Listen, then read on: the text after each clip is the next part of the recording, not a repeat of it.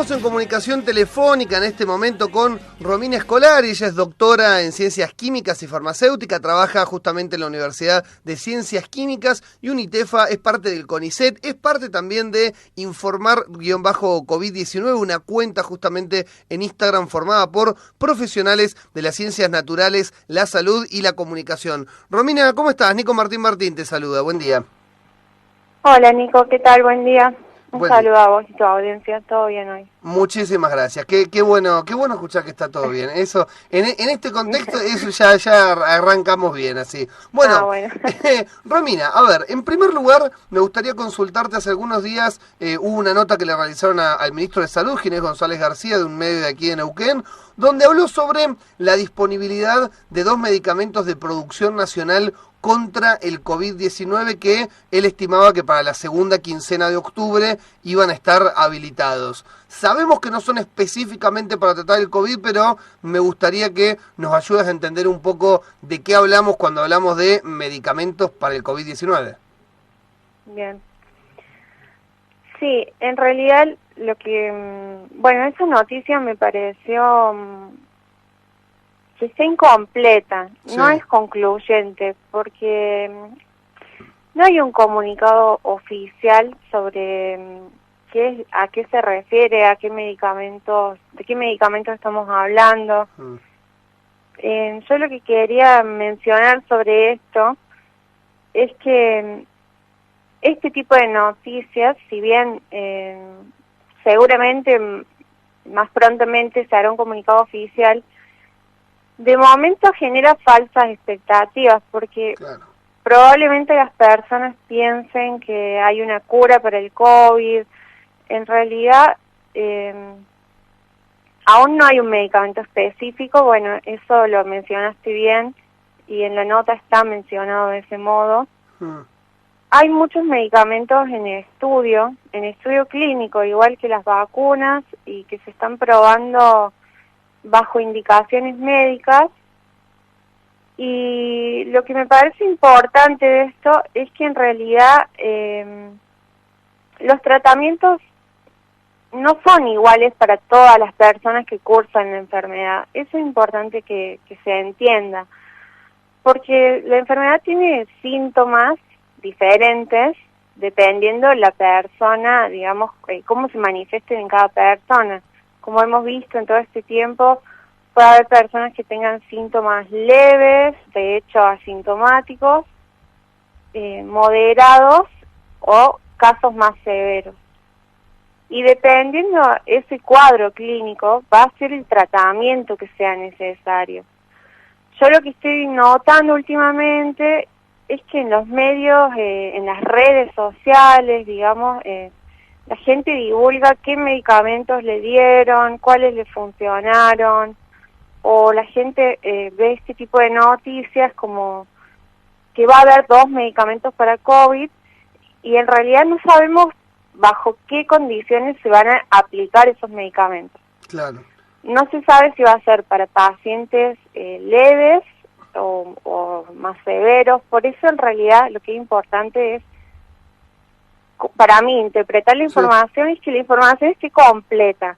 ¿Sí? Bueno, sí, a mí me parecía muy raro que el ministro de Educación, que el ministro de Salud de la Nación saliera a decir, sí, vamos a autorizar 2 medicamentos, cuando uno está leyendo las noticias y, a ver, todavía no hay vacunas aprobadas a escala global para el tratamiento del COVID-19. China, por un lado, estaba presionando que tiene 4 o 5 vacunas en desarrollo y le ha pedido a la ONU, a la ONU que se las apruebe justamente para poder comercializarlas y para poder llevarlas al mundo, pero la realidad es que tanto China como laboratorios europeos, norteamericanos, aquí incluso en Argentina, están en las últimas fases, pero todavía no hay ningún país que tenga realmente la cura o la vacuna que previene el COVID-19, si no, no estaríamos hablando de segundas olas en Europa y lo que está aconteciendo hoy en día, ¿no? Me parecía como medio una información rara y por eso estaba bueno que lo hablemos.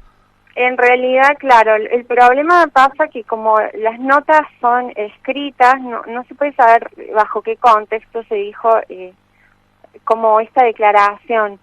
Por ejemplo, yo vi también que después la pusieron en varios medios de comunicación a la misma nota, pero no que hicieron otras preguntas al ministro de Salud, sino que en base a la primera nota salieron otras. Sí. Y por ejemplo, bueno, todos los titulares dicen que va a haber 2 medicamentos, pero si lees todas las notas mencionan al menos 4 medicamentos. Eso genera confusión porque no están hablando de nada específico. Y en realidad, bueno, lo que pasa es que cada vez hay más información, hay medicamentos que al día de hoy se ha determinado que están superando, por ejemplo, la fase 2 promisoriamente. Pero eso no significa que ya estén autorizados, o sea, no significa que ya estén aprobados para usarse bajo un contexto que no sea de ensayo clínico, por lo menos por ahora. Sí me parece importante eso como profesional de salud, digamos, porque soy farmacéutica, destacar esto, que la gente no se automedique y que siempre espere la indicación médica, porque dependiendo cada caso le van a dar un esquema terapéutico, es decir, un medicamento u otro, ¿sí? Claro. Eso es muy importante. Con respecto a esta noticia, bueno, hay que ser paciente y esperar bien para comprenderla, porque en realidad no es un comunicado oficial y no terminamos de saber a qué se refiere. Sí. Por otro lado, bueno, no creo que sean medicamentos nuevos, sino que dentro de lo que se está estudiando, que de hecho de medicamentos hay mucho más estudios que para vacunas, ya que se están probando medicamentos que se utilizan comúnmente para otras patologías. Se está evaluando si... Todo para patologías respiratorias, digo, como paliativo. Claro, y se está evaluando cómo funcionan. Y así, bueno, ya que mencionas eso, los pacientes hospitalizados que cursan el COVID con neumonía van a tener un tratamiento totalmente diferente a alguien que está asintomático, claro, cursando la enfermedad en su casa. Entonces, bueno, eso me parece muy peligroso y vi también en redes sociales que hay personas recomendando muchos medicamentos para tomar, y si uno toma un medicamento que no se lo ha indicado un médico, ¿qué pasa? No tiene un seguimiento de cómo ese medicamento está incidiendo en su organismo, y si no lo necesita, si nosotros tomamos un medicamento que no necesitamos, podemos tener problemas, porque todos los medicamentos tienen efectos adversos reportados. Si lo tomamos sin ser necesario para nuestro organismo, nos ponemos más al efecto adverso que al efecto benéfico, ¿sí? Por eso es importante, cuando uno cursa COVID, siempre tiene un seguimiento de un médico. Si no está hospitalizado, bueno, es un seguimiento telefónico, pero uno va informando qué síntomas presenta para ver si requiere o no algún medicamento extra. Claro, por eso me parece muy importante. Y en cuanto a las noticias, bueno, tener cuidado, digamos, criterio de no generar esa falsa expectativa, como mencionamos la última vez que hablamos, bueno, que se generó la falsa expectativa de que parece que ya estaban las vacunas hacía un mes atrás, 2 meses. Bueno, que no pase esto ahora con los medicamentos. Claro, ¿sí? Por supuesto. Ahora que mencionar lo de las vacunas, Romy, la última pregunta, y te agradezco muchísimo por el tiempo que te tomás con nosotros. ¿Se sabe algo al día de hoy de cómo evoluciona la vacuna de AstraZeneca en la Universidad de Oxford? ¿Crees un poco a la que le ha apostado fuerte el gobierno? ¿Continúa el desarrollo? ¿Se paró? ¿Qué pasó con las pruebas? ¿Cómo está hoy en día? Bien. Bueno, eso es importante en realidad mencionar, que para que la gente termine de entender que nosotros todavía estamos en una fase experimental. Claro. No hay nada autorizado. Entonces, el caso que pasó con AstraZeneca de Oxford es un claro ejemplo de que no sabemos si las vacunas, esta o cualquiera de las 9 que están en fase 3, va a llegar o no a aprobarse. Esperemos que sí.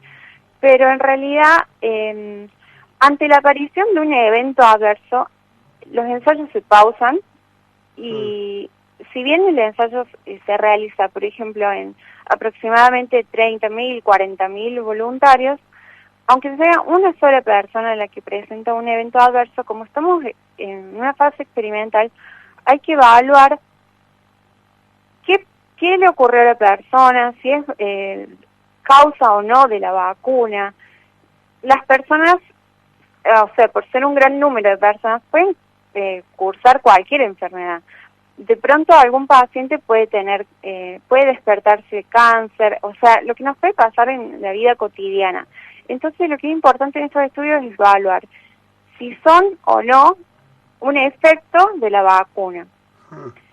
Y en el caso de esta vacuna, estos estudios se pausaron y continúan en Reino Unido, todavía están pausados en Estados Unidos, Claro. y aparentemente van a continuar, pero siempre con una vigilancia. Por ejemplo, estos estudios también pueden continuar con alguna contraindicación. Eso también es importante en la fase 3 determinarlo, para que no se descubran algún tipo de problema cuando se está aplicando a toda la población. Claro, ¿sí? Sí. Por ejemplo, puede ser que tenga alguna contraindicación con un medicamento que consuma una persona, con una condición que tenga una persona. Por ahora, esta vacuna sigue en pie, o sea, sigue en curso, en desarrollo no se ha frenado su desarrollo. Y bueno, Argentina, déjame que diga eso antes de irme. Sí, tranquila. Bueno, nosotros, aparte de la producción de esta vacuna, en realidad tenemos varias campanas abiertas para acceder a vacunas, y estamos con el ensayo de la vacuna de Pfizer y BioNTech, que está en fase 3. Bueno, que en Argentina hay 3.000 voluntarios sanos participando de este estudio. Este estudio ya se han administrado las 2 dosis de esta vacuna y por ahora no ha presentado ningún evento adverso. También estamos participando del estudio de una vacuna china. Que es la de la Fundación Huésped, la que dirige Pedro Can, ¿no? Sí. También, bueno, nos incorporamos a estudios en fase 3, digamos. Sí. También esta vacuna ya se aplica en 2 dosis, también por ahora no ha presentado eventos adversos.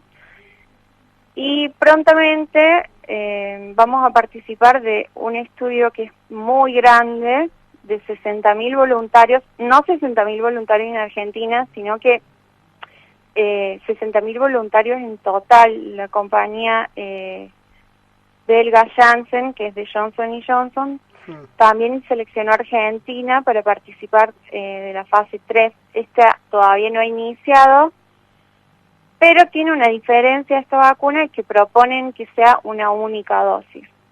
Pero bueno, son vacunas que ya están muy avanzadas, ¿sí? Entonces nosotros tenemos, por ahora, estaríamos por participar de estas 4 posibilidades. Claro. Y tranquilamente, bueno, alguna de estas vacunas puede o no frenar sus estudios. Sí, pero justamente me gustaría eso, que no se asuste la población porque los estudios se pausan, porque en realidad eso es algo positivo.